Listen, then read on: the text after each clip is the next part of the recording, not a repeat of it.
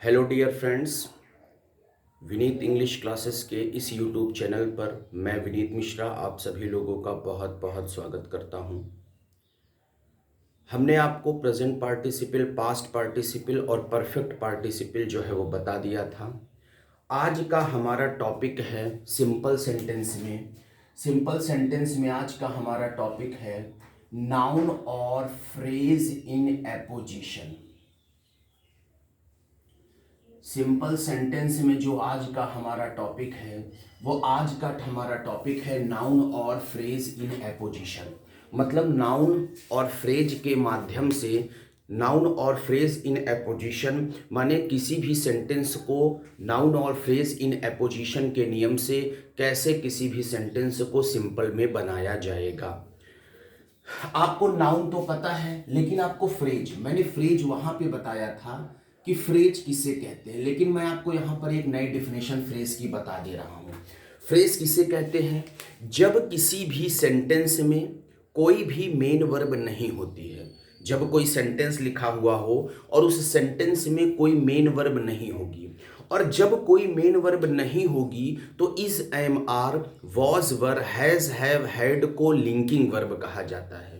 जब किसी सेंटेंस में कोई मेन वर्ब नहीं होती है और मेन वर्ब के ना होने पर is, am, are, was, were, has, have, had को लिंकिंग वर्ब कहा जाता है। और लिंकिंग वर्ब के बाद जो भी पार्ट शेष बचता है उसे ही फ्रेज कहा जाता है। आइए इसको लिख देते हैं। क्या डेफिनेशन बनी ये कि जब किसी भी वाक्य में, जब किसी भी वाक्य में कोई मेन वर्ब ना हो, जब किसी भी सेंटेंस में, किसी भी वाक्य में कोई मेन वर्ब ना हो तो किसको किसको, तो is, am, are, was, were, has, have, had को लिंकिंग वर्ब कहा जाता है। हैज, हैव, हैड को लिंकिंग वर्ब कहा जाता है। और लिंकिंग वर्ब के बाद, और लिंकिंग वर्ब के बाद शेष बचा हुआ भाग, शेष बचा हुआ भाग फ्रेज कहलाता है। देखिए, इसको मैं हिंदी में इसलिए लिखता हूं जिससे आपकी दिक्कत ना हो। अगर मैं इसको इंग्लिश में बोलना चाहूं, if there is no main verb in the sentence then we have is, am, are, was, were, that is called a linking verb, and after linking verb the remaining part that is called a phrase. We can say हम कह सकते हैं, लेकिन इसको हम हिंदी में इसलिए लिखते हैं क्योंकि सबको समझ में आ जाए, कोई प्रॉब्लम ना हो। क्या है कि जब किसी सेंटेंस में कोई मेन वर्ब नहीं होती है और मेन वर्ब के ना होने पर हमने आपको बताया था is, am, are, was, were, has, have, had को लिंकिंग वर्ब कहते हैं। और लिंकिंग वर्ब के बाद जो भी पार्ट शेष बचा हुआ होता है, लिंकिंग वर्ब के बाद जो भी पार्ट आपका शेष बचेगा उसे ही हम आपका फ्रेज कहते हैं, उसे ही हम क्या कहते हैं? फ्रेज। जैसे हमने लिखा Delhi is the capital of India.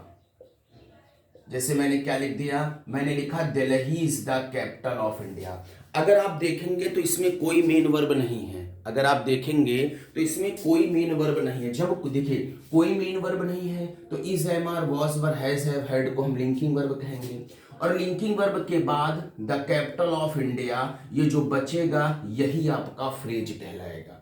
जैसे मैंने लिखा ही इज माई ब्रदर, जैसे मैंने लिख दिया ही इज माई ब्रदर। देखिए कोई मेन वर्ब नहीं, और जब कोई मेन वर्ब नहीं तो is, am, are, was, were, has, have, had को लिंकिंग वर्ब कहेंगे। और लिंकिंग वर्ब के बाद जो भी पार्ट शेष बचेगा वही आपका फ्रेज कहलाएगा। तो जब किसी सेंटेंस में कोई मेन वर्ब नहीं होती है और मेन वर्ब के ना होने पर is, am, are, was, were, has, have, had को लिंकिंग वर्ब कहा जाता है। और लिंकिंग वर्ब के बाद जो भी पार्ट शेष बचते हैं उसे ही फ्रेज कहा जाता है। आप इसका स्क्रीनशॉट ले सकते हैं। चलिए, अब हमने आपको फ्रेज की बात बता दी। आपको नाउन पता ही है, नाउन पता है कि किसी संसार की प्रत्येक चीज नाउन होती है। ठीक, संसार किससे बना है? व्यक्ति से बना है, वस्तु से बना है, स्थान से। तो डेफिनेशन बना सकते हैं कि किसी व्यक्ति, वस्तु और स्थान को ही हम क्या कहते हैं? उसे हम कहते हैं नाउन। हम चलते हैं नाउन और फ्रेज के रूल नंबर 1 पर। बहुत इंपॉर्टेंट रूल है, ध्यान दीजिएगा। देखिए रूल क्या है, पहले हम आपको एक बार बता देते हैं। अगर दोनों वाक्यों में से किसी भी वाक्य में फ्रेज हो, दो वाक्य लिखा है भाई, दो अलग अलग वाक्य लिखा है, और दो अलग अलग वाक्य को जोड़कर एक वाक्य बनाओगे तो यही सिंथेसिस होगा। तो जैसे दो अलग अलग वाक्य लिखे हैं, तो दो अलग वाक्यों में से किसी भी एक सेंटेंस में फ्रेज होगा, और वह फ्रेज जो है वो किसी भी नाउन के बारे में होगा। दो सेंटेंस लिखा है, दोनों सेंटेंस में से एक सेंटेंस में फ्रेज होगा, और वह फ्रेज जो है वो किसी भी नाउन के बारे में होगा। तो उस फ्रेज को उठाते हो और नाउन के तुरंत बाद कॉमा लगाकर लिख देते हो। फिर से सुन लीजिए, अगर दो सेंटेंस लिखा है और दो सेंटेंस में से किसी भी एक सेंटेंस में कोई फ्रेज हो और वह फ्रेज किसी भी एक नाउन के बारे में हो, तो उसी फ्रेज को उठाते हैं और नाउन के तुरंत बाद हम कॉमा लगाकर लिख देते हैं। तो रूल क्या बनेगा कि यदि दोनों वाक्यों में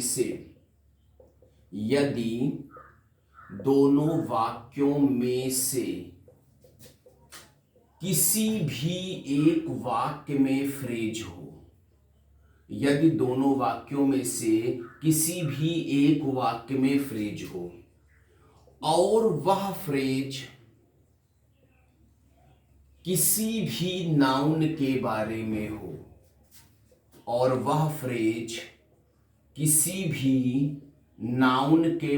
में हो, तो उस फ्रेज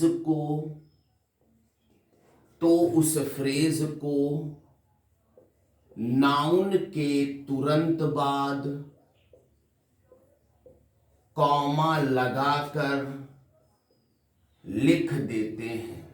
तो उस फ्रेज को नाउन के तुरंत बाद कॉमा लगाकर लिख देते हैं। मीन्स अगर दो वाक्य लिखा है और दोनों वाक्य में से किसी भी एक सेंटेंस में फ्रेज है और वह फ्रेज किसी भी नाउन के बारे में है, तो उस फ्रेज को उठाओगे और नाउन के तुरंत बाद जो है वो कॉमा लगाकर लिख देंगे। जैसे मैंने लिखा,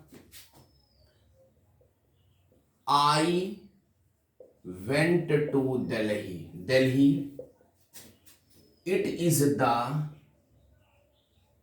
कैपिटल ऑफ इंडिया, और ब्रैकेट में उसने लिखा convert this sentence into simple. अब आप देखिए इसमें कोई फ्रेज नहीं है, क्यों नहीं? क्योंकि इसमें वेंट वर्ब है। लेकिन हमने देखा इसमें ये लिंकिंग वर्ब है और the capital of India phrase है। आप देख लो कोई मेन वर्ब नहीं, तो is am are was were has have had को लिंकिंग वर्ब कहोगे, और लिंकिंग वर्ब के बाद जो भी पार्ट बचा हुआ होगा वही फ्रेज होगा। तो the capital of India phrase है। अब द कैपिटल ऑफ इंडिया किस नाउन के बारे में है? दिल्ली के बारे में। तो द कैपिटल ऑफ इंडिया को उठाए और दिल्ली के बाद कॉमा लगाकर लिख दिए। जब लिख देंगे तो हो जाएगा आई वेंट टू दिल्ली, और यहां पर कॉमा लगाकर हमने लिखा तो हो गया द कैपिटल ऑफ इंडिया। ठीक है, ये आपका पहला क्वेश्चन है। ठीक, कोई भी ऐसे कई प्रकार के क्वेश्चंस जो हैं वो आप अच्छे ढंग से सॉल्व कर सकते हैं। जैसे हमने लिखा Kalidas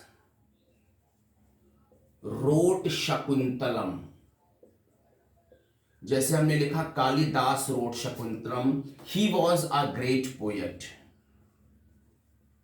Kalidas wrote Shakuntalam, he was a great poet, simple. अब देखिए इसमें कोई फ्रेज नहीं है क्योंकि रोट वर्ब है। अब आप देखिए ए ग्रेट पोएट, ये एक फ्रेज है, और ये फ्रेज किसके बारे में? ग्रेट पोएट कौन है बताइए? कालिदास। तो एक ग्रेट पोएट को उठाओगे और कालिदास के बाद कॉमा लगाकर लिख दोगे, तो लिख देंगे आप कालिदास कॉमा, यानी क्या हो जाएगा? Kalidas comma a great poet wrote Shakuntalam. ठीक है, इस तरह से आप इसको जो है सॉल्व कर सकते हैं। कोई भी क्वेश्चन हो उस क्वेश्चन को आप अच्छे ढंग से जो है वो आप सॉल्व कर सकते हैं। ठीक, जैसे पीसी रेन मार्टिन में एक क्वेश्चन है, I spent 2 days in Cox's Bazar. आई पीसी रेन मार्टिन का है, I spent 2 days in Cox, I spent 2 days in Cox's Bazar. और आगे लिखा है it is one of the most attractive, it is one of the most attractive, it is one of the most attractive spots in Bangladesh, spots in Bangladesh. ये question आपका PC Wren Martin का है। चलिए इसका आंसर देखिए, I spent 2 days in Cox's Bazar. अब देखिए one of the most attractive spots in Bangladesh phrase है, और ये किसके बारे में है, कॉक्स बाजार के बारे में ना। तो कुछ नहीं करना, इसे उठाओ ना, उनके बाद कॉमा लगाकर लिख दो, तो क्या हो जाएगा, I spent 2 days in Cox's Bazar, ठीक, कॉमा, और ये क्या हो जाएगा, one of the most attractive spots in Bangladesh. आप स्क्रीनशॉट ले लीजिए, स्क्रीनशॉट आप, you can take your screenshot, आप स्क्रीनशॉट ले लीजिए। चलिए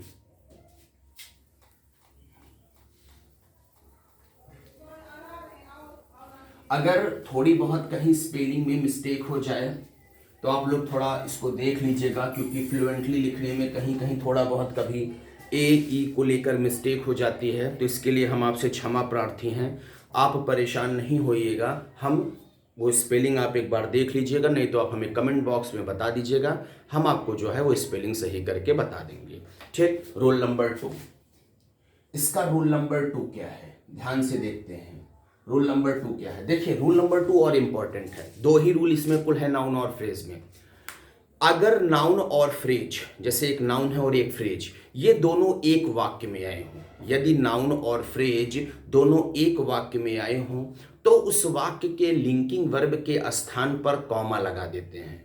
अगर नाउन और फ्रेज दोनों एक वाक्य में हों तो उस वाक्य में लिंकिंग वर्ब के स्थान पर कॉमा लगा देते हैं और अगला सेंटेंस कॉमा लगाकर बिना सब्जेक्ट के लिख देते हैं। अगर नाउन और फ्रेज दोनों एक सेंटेंस में आए हों तो उस सेंटेंस में लिंकिंग वर्ब के स्थान पर लिंकिंग वर्ब के कंडीशन पर कॉमा लगा दिया जाता है और अगला वाक्य कॉमा लगाकर बिना सब्जेक्ट के जोड़ दिया जाता है। तो जैसे कैसे कह सकते हैं, डेफिनेशन क्या बन सकती है कि यदि नाउन और फ्रेज क्या क्या, यदि नाउन और फ्रेज दोनों एक ही वाक्य में आए हों, यदि नाउन और फ्रेज दोनों एक ही वाक्य में आए हों तो क्या करते हैं, तो उस लिंकिंग वर्ब के स्थान पर कॉमा लगा देते हैं, लिंकिंग वर्ब के स्थान पर कॉमा लगा देते हैं और अगला वाक्य कॉमा लगाकर बिना सब्जेक्ट के जोड़ देते हैं। अगर नाउन और फ्रेज दोनों एक वाक्य में आए हों तो उस वाक्य में लिंकिंग वर्ब के स्थान पर कॉमा लगा दिया जाता है और अगला वाक्य जो है वो कॉमा लगाकर कैसे जोड़ा जाता है, बिना सब्जेक्ट के। ठीक है, जैसे हमने लिखा Tagore was the author of Gitanjali, मैंने लिखा Tagore was the author of Gitanjali, he was a great poet, मैंने कहा सिंपल में बदलो, Tagore was the author of Gitanjali और he was a great poet. अब देखिए, आप मेरी बात को गौर से समझिए, अगर मैं फ्रेज चेक करूं, इसको ध्यान दीजिएगा, तो द ऑथर ऑफ गीतांजलि ये भी फ्रेज है और आप चेक करो ए ग्रेट पोएट ये भी फ्रेज है, इसमें दोनों में फ्रेज है। लेकिन जो पहला रूल था उस पहले रूल में पहले मतलब एक ही सेंटेंस में फ्रेज था, लेकिन आप चेक करोगे तो दोनों जगह फ्रेज है। लेकिन देखो ये नाउन है इसका और ये प्रोनाउन है, ये देखिए। लेकिन हमने कहा नाउन और फ्रेज दोनों एक सेंटेंस में है, तो जो लिंकिंग वर्ब है इसके कंडीशन पर कॉमा लगा दो, क्या हो जाएगा? टैगोर कामा द ऑथर ऑफ गीतांजलि। और अगला वाक्य कॉमा लगाकर बिना सब्जेक्ट के, यानी ही हट जाएगा, तो जब ही हट जाएगा तो क्या हो जाएगा? Was a great poet. I hope समझ में आया होगा। अगर कोई प्रॉब्लम है तो आप कमेंट बॉक्स में हमें पूछिए, हम आपको एक एक चीज बताएंगे। जैसे हमने लिखा Columbus was an Italian seller, जैसे हमने लिखा कि Columbus was an Italian seller, और अगला हमने लिखा he discovered America, he discovered America. Simple. अब आप देखिए कोलंबस इसका नाउन है, एंड इटालियन सेलर इसका फ्रेज है। देखिए अब देखिए नाउन और फ्रेज दोनों एक सेंटेंस में है, तो इसके लिंकिंग वर्ब की कंडीशन पर कॉमा लगा दीजिए, तो क्या हो जाएगा? Columbus comma an Italian seller comma discovered America. आपको आई होप ये टॉपिक समझ में आया होगा। जैसे हमने लिखा दिस, जैसे कोई भी क्वेश्चन आप ले लीजिए, कोई भी किसी भी प्रकार का आप नॉमिनेट नाउन और फ्रेज इन अपोजिशन का कोई भी क्वेश्चन ले लीजिए, तो आप इस तरह से जो है वो सॉल्व कर सकते हैं। ठीक है, आपको हम 5 सेंटेंस दे देते हैं और उन 5 सेंटेंस को आपको सिंपल जो है वो सेंटेंस को बदल कर आना है। चलिए 5 सेंटेंस आप नोट कर लीजिए, इन्हें आप सिंपल में जरूर बदलिएगा और कमेंट बॉक्स में आप इनको जरूर सिंपल सेंटेंस में बताइएगा कि इनका सिंपल सेंटेंस जो है वो क्या होगा। पहला क्वेश्चन है, a tiger was hungry he killed A tiger was hungry. He killed a bullock. The bullock was thefty. इसको आपको सिंपल में बदलना है। A tiger was hungry. He killed a bullock. The bullock was thefty. इसको आपको जो है वो बदलना है सिंपल सेंटेंस में। I bought a dog, it was black. I bought a dog, it was black. इसको आपको भी सिंपल सेंटेंस में बदलना है। ठीक है, आपको 5 सेंटेंस हम देते हैं और इसको जो है वो सिंपल सेंटेंस में जो है वो आपको बदलना है। अगला है, he is very intelligent. He is very intelligent. He can solve all the questions. He is very intelligent. He can solve all the questions. 3 question हो गया। चौथा क्वेश्चन लिख लीजिए, There are still 3 questions. There are